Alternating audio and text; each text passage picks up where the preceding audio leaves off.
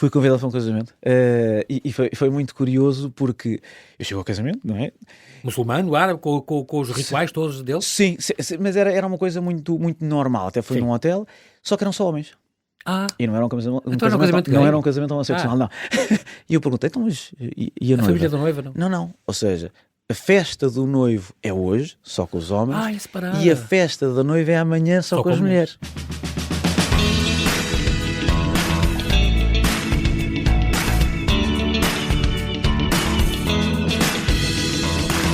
Bruno Vilarinho vem da área farmacêutica e nas horas vagas é treinador de futebol. Foram mais de 20 anos na indústria farmacêutica e da saúde, liderando equipas multiculturais e operações em mais de 20 países.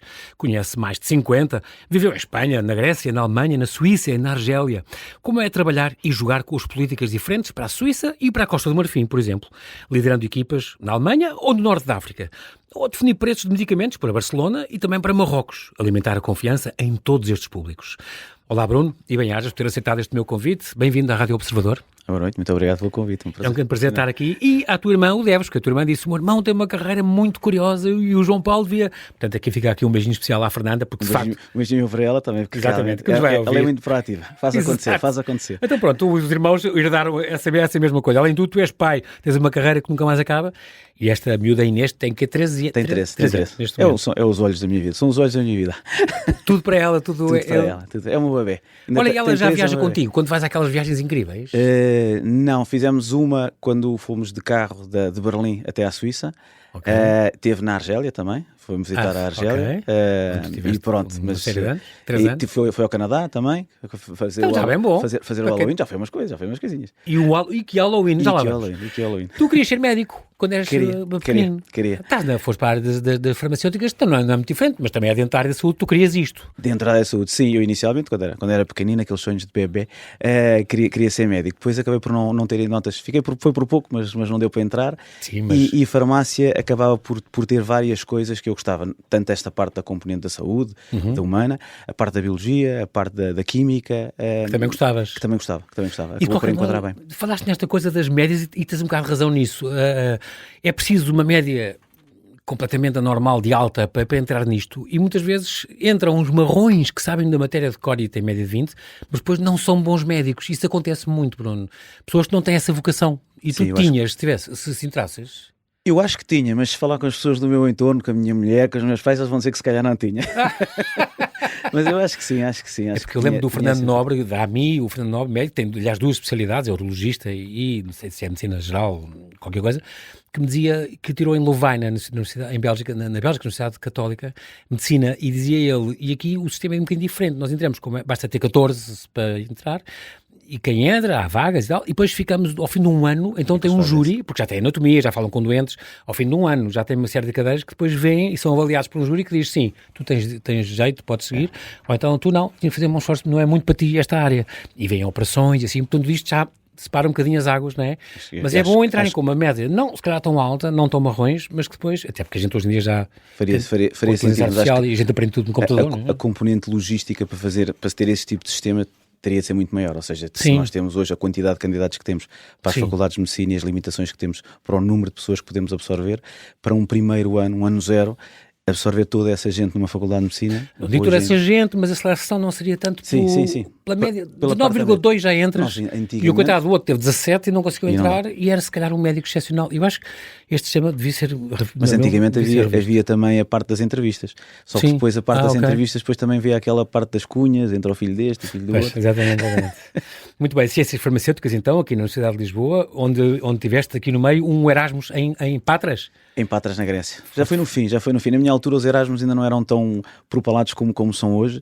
E eu fui um de tecnologia farmacêutica, foram 3 meses, já praticamente no final do curso, antes de fazer o relatório final de estágio. E foi a tua primeira viagem sozinho. E foi a minha primeira viagem. A primeira viagem de avião que faço foi uns meses antes, para o Brasil, na viagem de finalistas. Foi a primeira vez que andei de avião. Que não te lembras de nada. Não, mas esta viagem é curiosa porque só esta chegada a Patras foi uma aventura. Foi, porque a primeira viagem sozinho. Eu saio daqui, com a mochila às costas, levava um computador emprestado porque ia fazer o relatório de estágio, que tinha de adiantar, eram 3 meses, e saio daqui para Berlim, para Madrid, para o voo, e fazer a escala, e depois era Berlim, eu com o Berlim. Madrid, Atenas. Barajas. Sim. E eu chego lá, o voo saiu tarde daqui. Atrasou-se aqui e eu perdi o voo em Madrid. E então, para depois trocar o voo, e o aeroporto é gigante, para alguém que não sabe que é a primeira experiência, tudo é ainda maior. E era eu a correr, tinha 2 mochilas às costas, de um lado para o outro, porque eles diziam, não, o avião ainda está aí, vá a correr que ainda consegue. E eu fui ao outro balcão e a senhora dizia, não há cá avião nenhum, ele já partiu. E entretanto, neste caminho, rebenta-se a mochila, já tinha de andar, que as alças da mochila rebentaram. E depois estavam-me a tentar enquadrar e dizer, mas não sabemos se temos, depois estavam a tentar arranjar um voo numa companhia aérea grega. Sim. Depois não tinham. A minha sorte foi que ao meu lado estavam os senhores brasileiros que vinham em executiva e eles arranjaram-lhes bilhete para esse avião, que também tinham perdido o bilhete, o avião. A ligação, sim. E o senhor lá teve pena de mim ou qualquer coisa e disse, mas o rapaz não pode ficar aqui sozinho, então agora nós vamos e ele não vai. Não, tem de vir, tem de lhe arranjar um bilhete. E lá arranjaram um bilhete, depois lá tive de correr mais meio aeroporto para ir então ao check-in, e no check-in, eu estava a falar com eles em inglês, e a senhora em espanhol vira-se para a outra do lado, mas aceitamos este ou não? Aceitamos este ou não? E eu em inglês a perguntar-lhe, mas há algum problema? Ele, não, está tudo bem. lá deram o bilhete, lá depois o voo atrasou 1h30. Mas eu estou a ouvir ela dar o bilhete e tu a dizer, muitas graças, eles a perceber, tu tinhas percebido tudo. Isso é que era uma boa. Sim, lá apanhaste então o avião. Apanhei o avião, tive umas horas à espera, depois o meu medo era chegar a Atenas, e era o aeroporto novo, e as minhas malas estarem perdidas. Com a sorte, foi a primeira mala que saiu. Boa. Eu agarrei na mala, saí cá para fora, depois era para comprar o bilhete, porque depois eu ainda tinha de apanhar o autocarro para o centro da cidade. Havia lá uma praça que a minha professora tinha dito qual é que era, depois tinha de apanhar o táxi para apanhar o autocarro, o outro autocarro para Patras. Bem, mais uma aventura. Depois a aventura de apanhar o táxi foi que eu chego a uma zona em que está toda a gente junto à estrada e os táxis vão passando e eles vão dizendo o nome do sítio para onde queriam ir. E eu ao princípio não estava a perceber bem como é que funcionava. Depois não iam parando, eu lá percebi, comecei a dizer o nome que queria. Lá um que para, eu entro e depois ele continua a apanhar, ainda apanhou mais um homenzinho. Era share. Depois lá fomos, e o senhor falava inglês e tudo, foi muito simpático. Chegamos à estação de comboio, de autocarros, e ele disse, não pagues que ele está-nos a enganar. E eu, caramba. Mais aventuras que você disse. Não pagues que ele está-nos a enganar. E eu estive ali a retirar e o homenzinho dizia, são 10.000 dracmas. E eu dava-lhe uma nota de 5, ele, não, é mais. Eu só tenho isso. E depois o outro lá voltou e disse, podes pagar que afinal está bom. Ai meu Deus. Isto Patras, portanto, estás aqui a falar na terceira cidade da Grécia, portanto, aquilo é no norte do Peloponeso, a 200 km de Atenas. Apanhaste uma multa brutal. Tu não, mas alguém que te levava... Fui eu que apanhei. És tu que ias a guiar? Era eu que ia guiar. Nós fizemos... Quase 150 km por hora? Não, 146. Bom, está bem. Mas era uma estrada de 80, por isso, se calhar não dias. Mas porquê é que ficaste a gostar tanto da polícia grega? O que aconteceu? Nós íamos um grupo, nós estávamos nas residências, e um dia havia uma small estia, que era uma residência pequena e uma residência grande. Sim. E as pequenas estavam os estrangeiros todos. E nós organizámos então um passeio de um fim de semana em que alugámos, éramos 3 carros, íamos cheios, era todas as nacionalidades, e lá fomos. E eu ia num dos carros. E era o condutor de um dos carros. E então, numa estrada, aquilo era muito giro, e vinhamos a andar, e naquelas brincadeiras de adolescentes, em que eles diziam, vamos Bruno, vamos, acelera. E nós começámos a acelerar, o carro já... Eras o único português? Era. Já tremia por todo lado. E no carro vinha uma espanhola, duas alemãs e um russo. E eu, e aqui chegamos aos 140 e tal, e ele começa assim a tremer um bocadinho, não podemos andar mais, começamos a abrandar, e então saímos de uma subida, começamos a entrar na descida, e há um homenzinho lá ao fundo, e eu, o policial. Era o polícia, encosta. Meu Deus. E eles combinámos logo, ninguém fala grego. Claro. Mas o russo e uma das espanholas falavam grego. Não é possível. Não falo, dei-lhe o documento, o passaporte, o cartão, sim. o carta de condução. Eu, Portugalia, que é que sou português, eu não falo grego. E depois às tantas o russo lá saiu, lá começou a falar com ele, e ele diz-lhe, mas eu tenho aqui a fotografia, 146 km, não posso deixar passar. E lá tivemos, mas onde é que você é? E eu disse, sou de Espanha. Eu sou português, enguardo muito coisa. Então vá, como eu gosto dos portugueses e dos espanhóis, vão-se lá embora.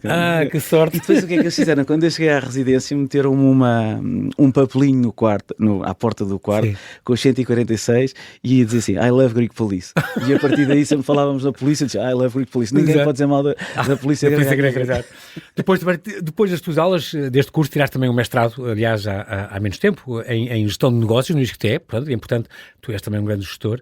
O desporto, para ti, tu foste nadador federado e tiraste a formação de treinador de futebol, que hoje treinas, futebol juvenil, é muito importante o desporto para a tua vida, não é? Tu és um grande líder, foste líder em vários países, com várias equipas de muitas culturas diferentes, e o ser um desportista já federado e depois também ensinar o desporto a miúdos, não dá para a gestão não é super importante, para a liderança? Eu acho que sim. Os valores?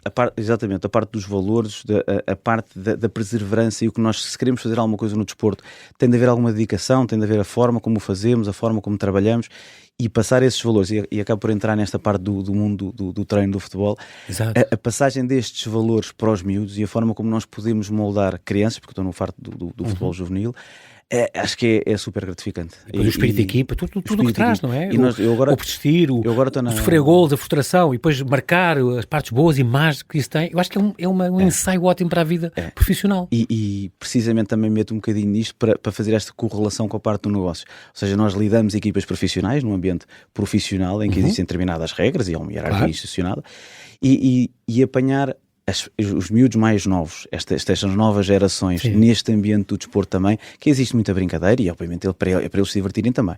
Nós tentamos passar valores, mais do que a vitória. A parte física, não é? Mais do que a vitória. Mente sem corrupção. Exatamente. Acaba por ser os valores que nós podemos transmitir da parte da equipa, do entreajuda, do querer ganhar, do querer lutar, do funcionar como uma família. E só para dar agora o exemplo da Malveira, estou agora porque é onde tu estás, não é? O ACE da Almveira Atlético Clube? Atlético Clube da Malveira. Onde treinas sub-16. Um abraço para eles, sub-16. Exatamente. E nós o ano passado, esta equipa, eu não estava com esta equipa, estava a treinar no CAC, mas agora viemos para esta equipa. Esta equipa estava com algumas dificuldades em termos do campeonato, não tínhamos assim muitos resultados, e nós apanhámos esta equipa no início deste ano, e uma das coisas que dissemos é isto, vamos trabalhar como equipa, vamos lutar, vamos crescer em conjunto.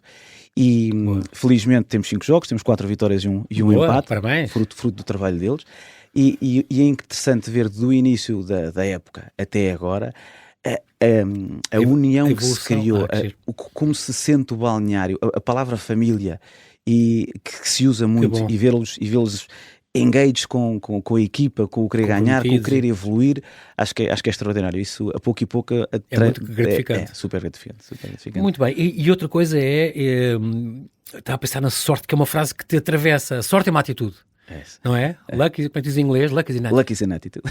É uma coisa que marca muito a tua vida profissional, pessoal, tudo, não é? Marca. Sorte é uma atitude. Se sair desta entrevista, senhor, caro ouvinte, ao menos só com esta frase, já não é mau, dá que pensar. E porque tu tens aqueles relógios que te dizem o sono e as corridas o que tu dormes e não sei o que, se é bom ou se é bom. Usas muito, é muito importante para ti.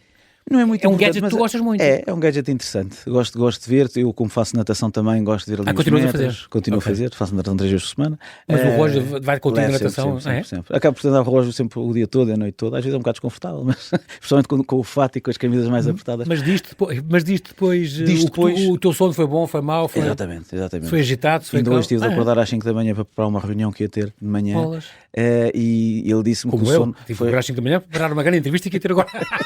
Não, estou a brincar contigo. Ele disse que o sono foi 52%, ou seja, foi mau, foi fraco, depois dá lá os períodos de sono e essas coisas todas. Muito bem. Tu tens, aos 24 anos, começaste uma carreira que te levou por 6 países e mais de 20 mercados, da Alemanha, Argélia, passando pela Suíça e o Médio Oriente. Começaste na investigação em laboratórios, mas depois acabaste por enverdar pelo marketing, tu achaste graça a isso.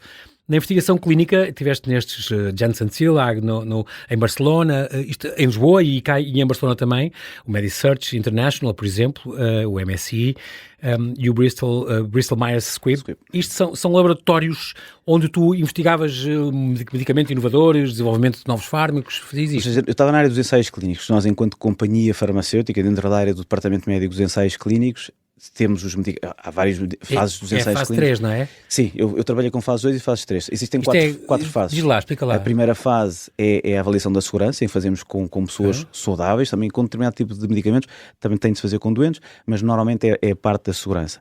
Depois a fase 2 é ajustamento de doses, também continua a haver segurança, mas com um número limitado de doentes. A fase 3 já alargamos mais o leque de doentes e essa é pré-aprovação. Com os ensaios. Okay. Ou seja, em que nós vamos testar os medicamentos em condições controladas. Tem protocolos e vamos aos hospitais, os médicos selecionam doentes com aquelas características. Exatamente, que são ideais para avaliar aquela eficácia. E depois a fase 4 é a comercialização? Já é pós-comercialização. Ou seja, a fase 3 são os que funcionam para a aprovação, montam-se todos os dossiês, submetem-se às autoridades e depois a autoridade define se é aprovado ou não é aprovado. E aquilo da descoberta da molécula em si não é nenhuma destas fases, é antes disto? Ainda é antes disso. Então isto já é a fase depois de haver uma molécula, depois de haver um componente ativo, um princípio ativo. Em que se procura a molécula, depois há os pré-clínicos na parte dos animais, com os ratinhos e tudo isso, e depois então quando entramos nos clínicos já existe uma base de informação mais ou menos segura para não pormos ninguém em risco. Mas mesmo assim, começa-se nesses fases uns que são pessoas saudáveis em que nós vamos ver. Por isso tu dizes que é uma indústria cara, e claro que faz dinheiro, ninguém está aqui para perder dinheiro, obviamente, mas é muito caro produzir um medicamento, e há uns muito mais caros. Imagino que aqueles genéticos são os Enligma e aqueles estranhos, são caríssimos de fazer e são remédios caríssimos, não é? Porque esta parte de investigação pode ser muito complicada, ou então pode ser muito simples. Um comprimido deve ser uma coisa fácil de molécula descobrir, mas estou a inventar, mas depois toda a fase dos ensaios, tudo isso já envolve muito dinheiro e é muito complicado. A nível de investimento tem que ser... É um investimento brutal, porque se nós pensarmos que as aprovações atualmente são em termos mundiais, em que nós ensaios clínicos de 5, 10, 20, 30 mil pessoas, em que nós temos todas as regras que são necessárias cumprir, isso exige que se montem as condições para fazer estes ensaios, não é? E tudo isso é muito dinheiro. Os próprios medicamentos são bastante caros. E um ponto importante que é, mesmo antes de chegarmos a esta fase dos ensaios, a fase dos ensaios já é a fase boa, que é a fase em que nós já descobrimos algumas moléculas e medicamentos que têm algo, ou potencialmente terão algum impacto. Às vezes partem de 2 mil, 3 mil, 100 mil. Exatamente. É incrível esse trabalho. Para encontrar como faz a Bial, ou como fazem outros laboratórios no Farma. Esses 2 ou 3 é muito difícil. E é preciso investir muito dinheiro. Há muito dinheiro que se injeta por trás disso, depois não se vê, e a forma obviamente de fazer estes investimentos é que depois na comercialização tem de se capitalizar também, por forma não só a capitalizar o investimento que foi feito, mas também agarrar nesse dinheiro e depois reinvestir. Tu tiveste 13 anos na Bayer, se não me engano? Sim, 14 anos na Bayer. Há remédios que pagam um bocadinho os outros, há uns que são muito mais caros, mas não podem pôr um preço tão proibitivo. E então baixa um bocadinho o preço desse, mas há outros mais baratos que se calhar podem subir um bocadinho para compensar. Isso existe ou não? Ou cada remédio é uma entidade única e completamente separada dos outros? Depende, mas normalmente tendencialmente olhamos para cada medicamento como um medicamento. Sim, não é? E ele tem de ter uma análise risco-benefício e depois no próprio custo-efetividade e na própria rentabilidade do medicamento que tem de valer a pena. Obviamente depois chegamos a um estadio de maturidade do produto em que eles dão muito menos dinheiro. E esse muito menos dinheiro... Até porque depois a patente, por exemplo... Exatamente, a patente a partir do ao fim de 15 anos ou... Depende um bocadinho se é patente de molécula, se é patente do 15 anos ou 20 anos, digamos, não é? Exatamente. Pode variar. Aí fica aberto... Aberto para o genérico poder entrar. E nessa altura... Desce muito o preço, e depois há companhias que acompanham essa descida de preço, há outras companhias que não conseguem fazer, ou por opções próprias da companhia, porque cada um define aí o que quer, em vez de rentabilidade da organização. E aí assim é que define. Mas normalmente depois olhamos para um portfólio de produtos e uns têm de dar para os outros. Exato. Tem que equilibrar. Na minha experiência do Norte de África, do Norte-Oeste de África, que era como chamamos, que é toda a parte francófona, que é Marrocos, Tunísia, nós tínhamos chegámos a ter produtos que não tinham rentabilidade. Ou seja, que nós perdíamos dinheiro com o produto. Não podemos suster esses produtos muito tempo, a falar dessa, porque não tem sustentabilidade. Muito bem, Bruno Vilarinho, temos de fazer aqui um brevíssimo intervalo e já voltamos à conversa, até já.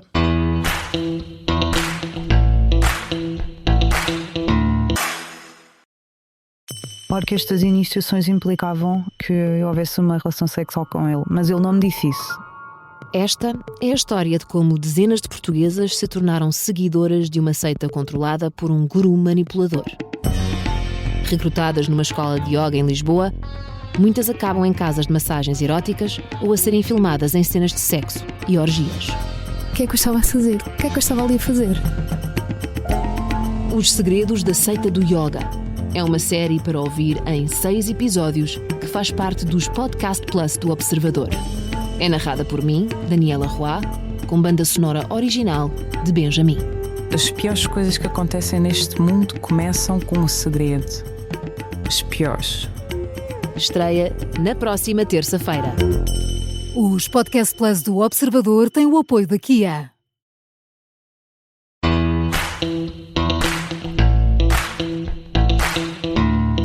E estamos a conversar com o gestor, consultor, professor e treinador Bruno Vilarinho. Ele tem mais de 20 anos de prática na indústria farmacêutica e da saúde, liderando equipas multiculturais e operações em mais de 20 países e, além disso, é treinador de futebol. Também é uma coisa importante para a vida dele e para a carreira dele. Tem sido. Nesta parte em que tu estavas, por exemplo, trabalhaste em Barcelona, concretamente, nos laboratórios, estiveste em Espanha, e este sendo apanhado numas operações policiais nas Ramblas, isto aconteceu? Viveste um filme? Tu vida dava um filme, Bruno? Não era comigo, mas parecia um filme. Mas Assisti. Que era um assalto? Dá uma sensação de segurança bastante interessante. Que vinha a descer ali as Ramblas e há ali uns rapazes que se metem com umas raparigas. E entretanto está ali um polícia ao lado e aproxima-se os rapazes e diz como é que é, vamos lá ter calminha. Pois que passa, que passa, chavalote. Chavalote, sim, gilipollas. E então? Isso se pode dizer. E então, entretanto, que eles como eram 4 ou 5 ou mais, começaram a crescer para a polícia. E gera-se ali uma situação, eles eram 2 polícias, eles eram para aí uns 6 ou 7, e começam a crescer para a polícia e nas Ramblas nós temos ali uma polícia a meio, há ali uma esquadra de polícia. Em 2, 3 minutos há polícias a correr, há motas, há aquelas carrinhas cheias de pediram polícias, auxílio, apoio, carros. Foi uma coisa eu nunca tinha visto nos filmes a gente vê. Claro. Agora na vida real, em 3 minuos aquele setup policial, eu disse, sinto-me seguro a andar nas Ramblas. Exato. E esta coisa que tu assistiram a um assalto a um banco, tentativa de assalto? Foi uma tentativa, por acaso foi curioso, eu fui ao banco e foi também em Barcelona, estamos em Barcelona ainda. Eu estava ali a trabalhar no Passeio da Graça e logo em frente ao escritório havia ali um banco. E eu fui lá, porque já não sei o que é que ia fazer. E então entrei e efetivamente olhei e havia assim uns indícios com um aspecto um bocadinho estranho. E um comportamento um bocadinho estranho. Eram os gerentes? Não, estou a brincar. E então? E eu disse assim, muito confortável. E saí. E chego cá fora e digo, mas tu és maluco, então, mas que... Sais por causa que alguém que não tem um bom aspecto, tem aspecto de ladrão. Deixa de ser preconceituoso. E fui lá para dentro outra vez. E nisto, eles entram para dentro do banco. Lá para dentro tentam, dentro dos cofres, que lá para dentro do banco existe o cofre. E gera-se ali uma certa confusão, e depois aquilo devia estar tudo fechado, eles saem cá para fora, vem a polícia. Prende-os e leva. Acabou por não acontecer nada, ou pelo menos eles trouxeram-nos cá para fora. Depois o que aconteceu a seguir já não sei. Mas que gerou ali uma confusão, e eram 4 ou 5 também. E aquele primeiro instinto que ia acontecer alguma coisa, devia-me ter ficado com ele, porque depois voltei a entrar. Tu vieste para cá, entretanto, 2005, 2008, estiveste ali na Sharing Plow, aqui em Lisboa também, e na Novartis. Entraste então na Bayer, estamos a falar em 2011, onde tiveste 14 anos, então, marketing e vendas primeiro, e foste subindo, chefe de unidade de negócios, já eras líder de projeto para o Médio Oriente, para a Europa, trabalhaste na Suíça, em Basileia, estiveste lá? No meu último ano como Bio-Head, ou seja, como responsável da unidade de negócio aqui, tive um projeto durante 7, 8 meses em que estava uma semana na Suíça, uma semana em Portugal. Fazia os 2 trabalhos na mesma. Sei que viveste lá também. Exatamente. E Berlim, claro, já era gestão de operações e estratégias de negócios em Berlim, onde era já responsável por 15 países em mercados emergentes. A Bayer é a extraordinária Bayer, da aspirina, do Carensten, de imensos remédios extraordinários que toda a gente conhece.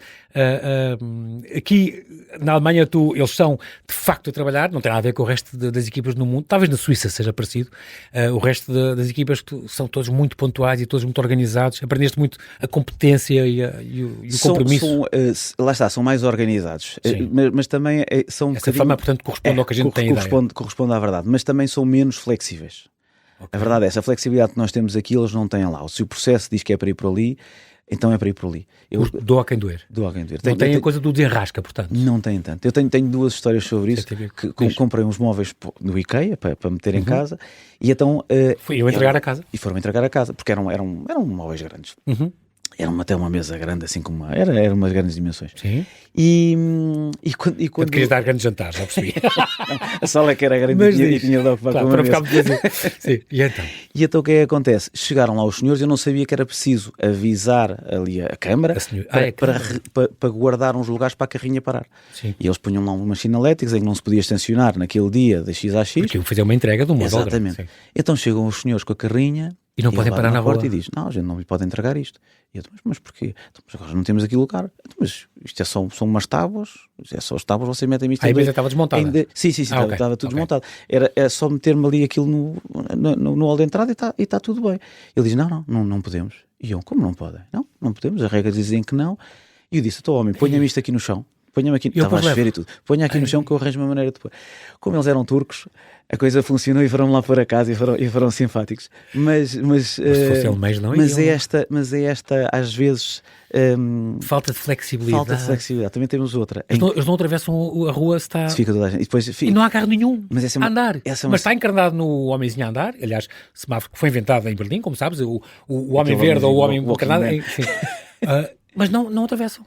Mas é curioso, essa é a parte da peer pressure e a pressão cultural. Nós aqui passamos, não é? E andamos sempre. E ao princípio, eu também passava. E eles ficam a olhar, incrível. Mas a partir de determinada altura nós deixamos passar também. Que sentimos o desconforto de ser os únicos a passar.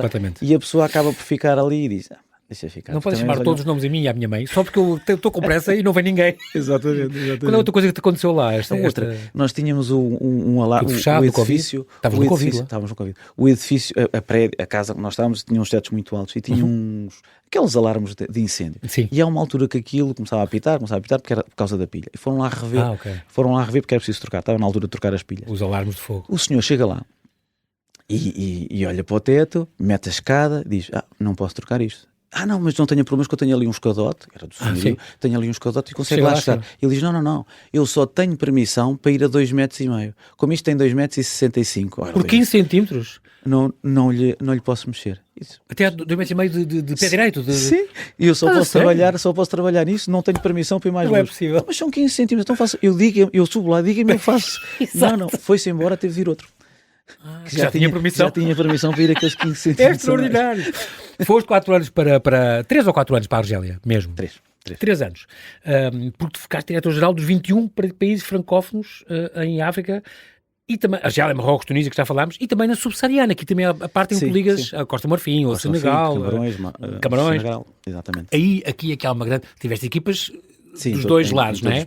E portanto aqui é que sentiste as diferenças culturais que são muito grandes. Aí sim, sente-se bastante. Tu já vinhas de Portugal, Barcelona, Suíça, Alemanha, e de repente África subsaariana e Norte da África.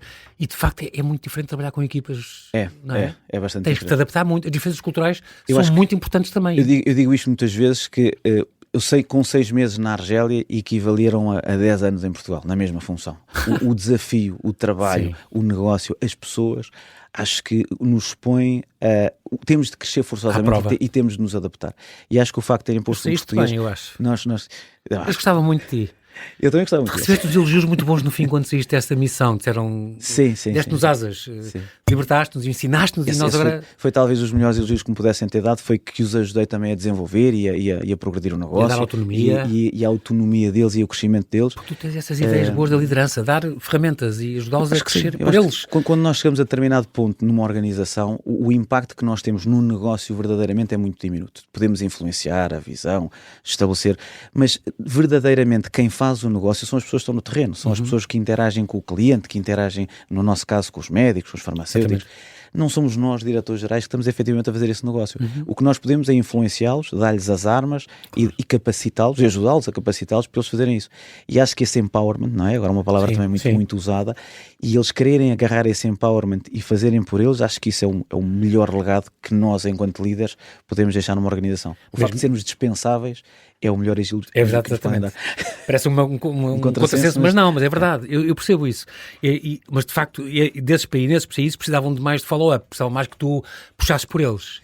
Sim. Sentias isso. Se não era, o que é que eu faço agora, chefe? Ficavam a olhar para ti à espera que tu desse ordem. Havia uma parte muito hierarquizada, havia uma dependência muito grande da chefia e também serve um bocadinho de conforto e de segurança. Não fui eu que fiz, foi ele que mandou. Isso também acaba por ser. Descartar-te. Podemos sempre dizer, não. Mas é importante que as pessoas percebam, e pelo menos esta é a minha forma de ver, que sim, nós temos autonomia, há um respaldo da direção-geral, porque nós transmitimos essa autonomia também e não deixamos ninguém sozinho se as coisas não correrem bem. Somos uma equipa para o bom e para o mau. E passar esta mensagem e dar-lhes também um bocadinho o push, porque o que eu senti na organização, principalmente no Norte da África, também no subsaariano, também era diferente, mas eram parecidos, é que é um bocadinho do deixa andar. É um bocadinho de... Eu gosto de satisfazer. Sim, chefe, claro, vamos fazer. Mas depois fazer efetivamente já... É preciso andar lá em cima, é preciso acompanhar, é insistir preciso um bocadinho, ajudar a ver que é prioritário, que é preciso fazer. Claro. Mas encontrando este caminho, acho que... Lá depois está. Fazem e cumprem. E cumprem as coisas. Depois depende das pessoas também.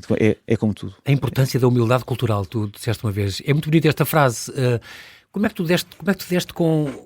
Reunir uma equipa que tenha pessoas de 20 países, não deve ser fácil para... Se uns têm um ramadão, outros têm não sei o quê, outros têm que rezar àquela hora, outros têm que não podem fazer nada a partir de uma certa hora, outros são mais... Calma, vamos lá, isto faz-se com calma. Outros têm que ser super pontuais. Isto não deve ser fácil gerir isto tudo.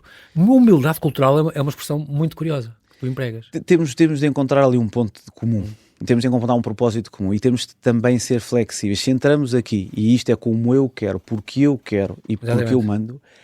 Pode funcionar, eu não digo que não funcione, mas se calhar não atingimos este tipo de desenvolvimento que se calhar é sustentável. Depois quando nós sairmos, aquilo está tudo estruturado e não temos uma verdadeira equipe. Se fosse um alemão no teu lugar, se calhar era mais difícil para ele. Se calhar era. Quer dizer, há alemães e alemães. Claro.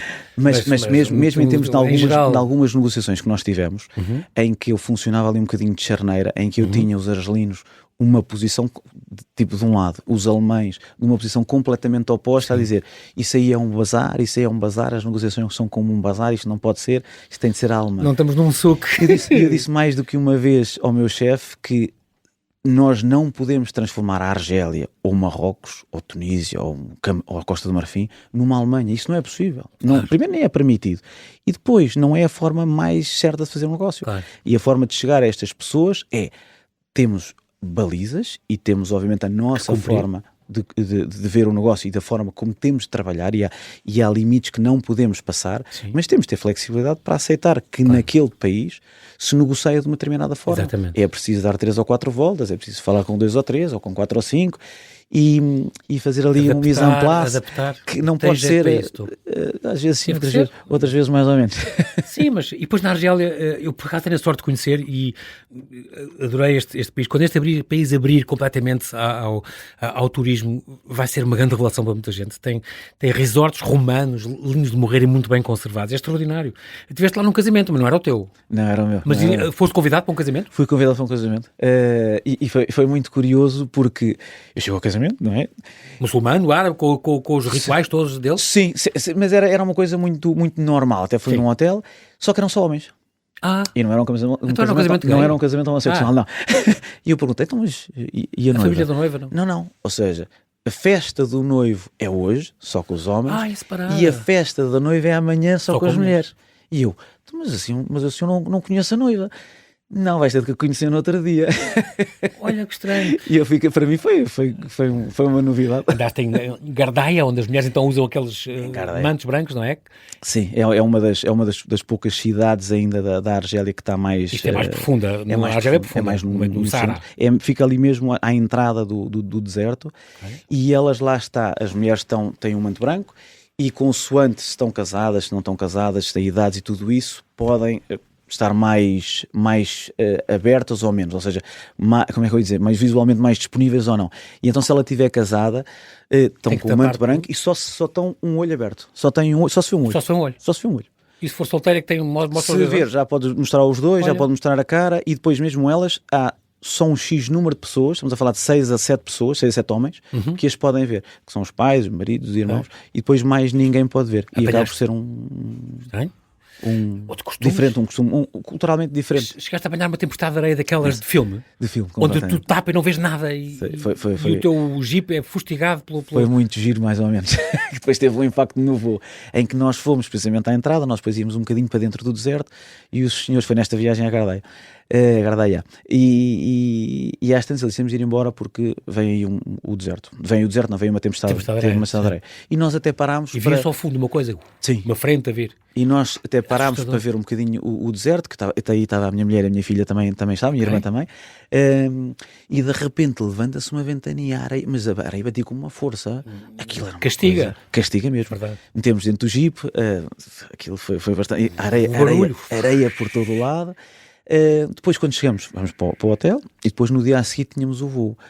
Assim que entramos no quarto, estava tudo cheio de areia. O quarto estava todo cheio de areia. Alguém deixou uma janela aberta. Aquilo tem entradas por todo lado. E depois vamos para o aeroporto, no outro dia de manhã. A pista coberta de areia. Não havia voo. O voo não tinha sido de Argel. E elas tinham o voo no dia a seguir. Ou seja, nós íamos para Argel e depois a ligação para Portugal, depois ficava. E então tinha de se arranjar uma alternativa, então tivemos de ir de carro de Gardeia até Argel, que foram 9 horas de carro. E também 4 dias que passaste em Janet, sim, essa aí 4 dias de experiência de deserto. Experiência de deserto. Em tendas. Aí fui sozinho, em tendas, fomos nos jipes. Ficaste fascinado pelo deserto. Fiquei fascinado, e lá está, eu sou uma pessoa que e com a parte do trabalho também, há muita ação, muito andamento, sempre a mexer, e aqueles primeiros 2 dias para me adaptar ao silêncio, à calma, à espera, porque depois é tudo muito calmo, toda a gente anda assim um bocadinho, calma, temos tempo, e efetivamente temos tempo, e entrar naquela imensidão dá para perceber que é um impacto muito significativo. Aquela calma, por acaso, marcou-me, e ao fim dos 4, 5 dias que eu ali estive, já vinha com um andamento um bocadinho diferente, mais calmo, mais a apreciar, e lá está, paisagens magníficas. De facto, muda uma pessoa. Fizeste mais viagens também no Médio Oriente, eu não vou falar disso, não temos tempo, do Egito, da Jordânia, o Dubai, a Arábia Saudita, é um dos meus sonhos que eu gostava de conhecer muito, a Arábia Saudita. Com estes choques de realidades, com os gabinetes para homens e para mulheres, têm gabinetes separados na Arábia Saudita, assim. E as mulheres finalmente puderam guiar, e agora não sei se podem outra vez, assim, podem. Eles na altura, quando eu fui, já podiam guiar, tinham tido há pouco tempo um concerto do Henrique Iglesias, que eles estavam naquela fase, já foi uns 4, 5 anos, em que estavam começaram-se a abrir um bocado mais para o Ocidente. Pronto. E agora também vemos esta aposta clara que a Arábia Saudita tem. E que estão assim, esta aposta brutal, já tive convidado sobre isso, e o que estão a fazer, e tudo e mais alguma coisa, e os edifícios, e os estádios e tudo. E o mesmo em termos de saúde, tem uma evolução muitíssimo grande, tem uma visão de 2030 e altamente. É o grande plano deles para construir tudo, tem que construir agora a correr. Esta diz que metade das gruas do mundo inteiro estão na Arábia Saudita neste momento por causa das obras. Bom, vamos lá ver. Esta ideia do público em geral, das companhias farmacêuticas, Bruno, não é a melhor. O que é que se pode fazer para melhorar isto? E depois da pandemia, então, aquelas ideias das pessoas, dos negacionistas e companhias, e pessoas que não acreditam, e as doenças antigas estão a voltar, porque as pessoas ficaram com alguma desconfiança, estes testes que foram rápidos demais, e isto devia ser uma indústria bem querida e a apostar no... Eu também acho, mas sou suspeito. Claro. Mas eu acho que acima de tudo tem a passar pela parte da educação. É educar, é desmistificar. Uma vez mais, a indústria farmacêutica é um negócio, mas como falámos há bocadinho, é um negócio que tem de gerar dinheiro para gerar também investigação. Exatamente. Grande parte da investigação, grande parte da evolução é trazida pela indústria farmacêutica e pelo investimento que a indústria farmacêutica faz. Mas eu acho que agora com a pandemia viu-se, há uns anos com a pandemia viu-se perfeitamente isso. Basta ver como é que nós, com a velocidade que tivemos e a quantidade que tivemos de vacinas, não era possível... Fizemos em 10 meses o trabalho que antigamente demoraria 10 anos. Se fosse um Estado ou qualquer entidade pública a fazer, porque lá está, porque não temos os recursos, porque não temos a capacidade e a agilidade para o fazer. E acho que, tendo estes exemplos e a quantidade de medicamentos e a qualidade de vida que nós temos hoje, pelos medicamentos que existem, pela inovação e pelo avanço, se nós olharmos há uns 70, 80 anos atrás, quando nós tínhamos só um antibiótico, só um paracetamol, uma aspirina, é mais, hein? A aspirina tem... Claro, a aspirina é da Bayer. Gostei, tiveste bem. Sei falar do Yasmin, no Claritin, exatamente. Mas essa evolução toda que existe e que nós hoje assumimos por garantido e temos uma base que é tudo fácil e que é tudo garantido, e esquecemos muitas vezes o que é que está, qual é o investimento que houve por trás. Hoje, por exemplo, para a evolução médica, terapêutica, é muito mais difícil porque a base já é tão alta. Antigamente descobríamos qualquer coisa, entre não ter nada e ter qualquer coisa já era um grande avanço. Exatamente. Agora estamos a conseguir trabalhar sobre ganhos pequenos se formos para a oncologia. Temos, por exemplo, terapêuticas que prolongam a vida. Já trabalhaste isso, imunoterapia e oncologia. Exatamente. Em que nós temos aumentos, ganhos de vida, por exemplo, com qualidade durante, vamos dizer, 6 meses. Essa vida mudou. 6 meses. E então nós temos aqui para estes doentes que tiverem esta medicação, vamos fazer aqui os 6 meses. E ao futuro, a questão destas doenças crónicas vão ser crónicas, a pessoa não vai morrer de cancro, vai morrer com cancro. A próxima medicação que entra já não vai dar um ano.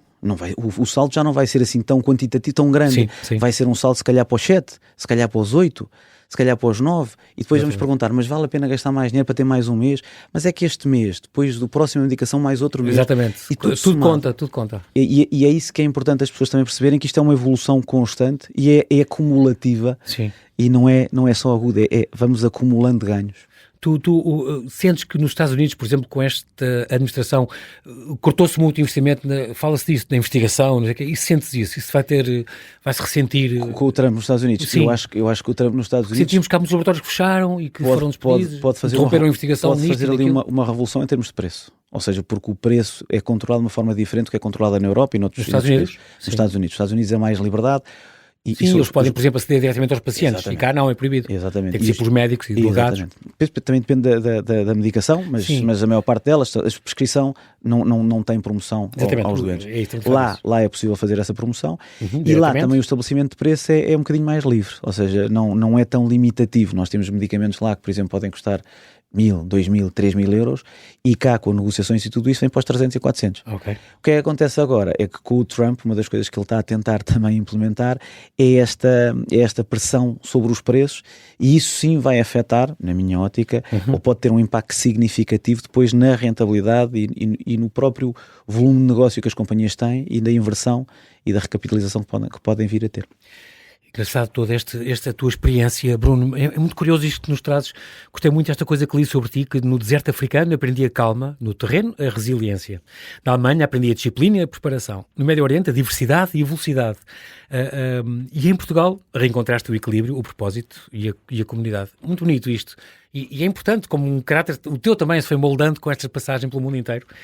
E é engraçado que voltaste a Portugal já este ano, em fevereiro, voltaste para cá. Sim. E disseste, não, agora vou partilhar, vou ser consultor aqui de negócios, dentro desta área também. E voltaste para a universidade também. Vais dar aulas aqui na licenciatura em Marketing e Negócios Internacionais, na Coimbra Business School, onde falas sobre marketing farmacêutico e comunicação integrada de marketing. Portanto, no fundo, também para ensinar esta estratégia, a ciência, a ética, dentro destes negócios, que é bom esse sentimento que tu tens de partilhar as coisas boas que eu fiz, as coisas boas que eu passei, faz parte, o resto da tua vida vai ser isto, que é muito bom. É tentar trazer um bocadinho dos ensinamentos e do que foi ganhando, tentar partilhar e, acima de tudo, também continuar a aprender, porque estas aulas nós damos, mas também retiramos muito a discussão com os miúdos, um bocadinho mais claro, claro mas também aprendemos muitíssimo. E é a oportunidade também de partilhar e trazer um pouco do que se foi acumulando. Muito bem. Bruno Vilarinho, quero agradecer muito esta tua passagem aqui pelo Observador, esta tua disponibilidade. Que pena não ter falado do Ayers Rock e das aranhas gigantes na Austrália, onde tu estiveste, na Nova Zelândia, as tuas viagens pelo Japão, onde comias de madrugada no mercado do peixe, pela Jamaica, pelo México, onde graças a um ritual, ficaste a tossir cinza durante uma semana, o Halloween de Montreal, no Canadá, etc. Tens uma vida muito aventurosa, muito divertida e ao mesmo tempo com um sentido de grande responsabilidade, ensinar equipas, a aprender muito com o mundo inteiro, com o mundo muito e grande que tu tiveste. Muito obrigado por teres partilhado a tua experiência. Obrigado, Até sempre. Obrigado pela oportunidade. Foi um prazer.